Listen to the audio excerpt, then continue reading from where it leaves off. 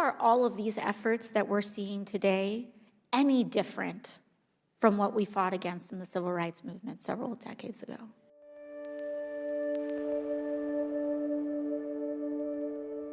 Last year, this committee launched investigations into state actions that limit the ability of Americans to vote, including in the state of Georgia.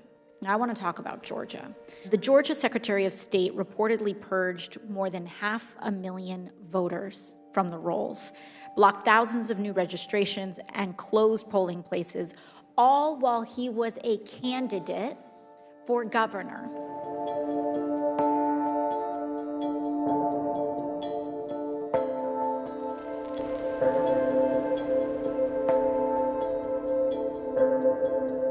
In September 2017, the press reported that efforts to challenge voter registrations, quote, may have violated federal law.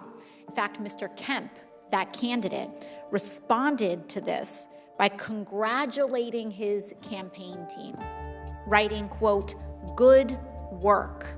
This story is so complex, folks will not make it all the way through it.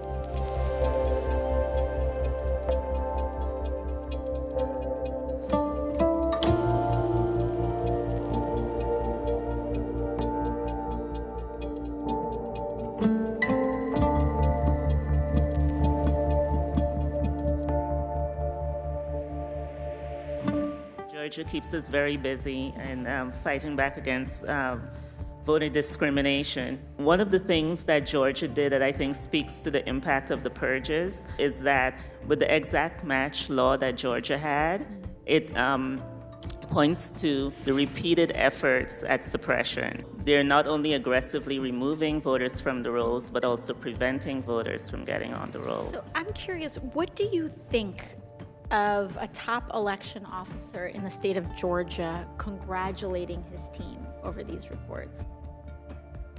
It's, I'm speechless.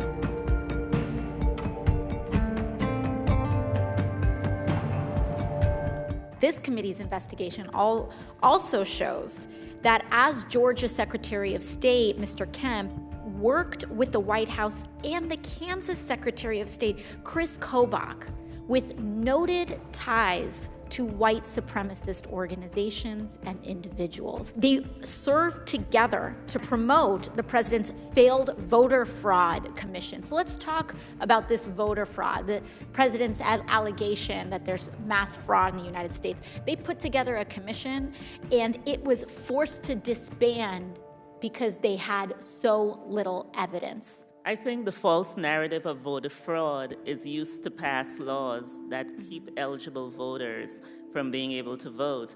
And these laws disproportionately impact minority voters.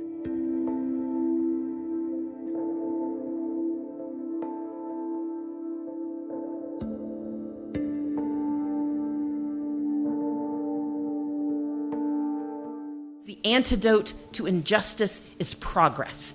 The cure to this malpractice is a fight for fairness in every election held, in every law passed, in every decision made.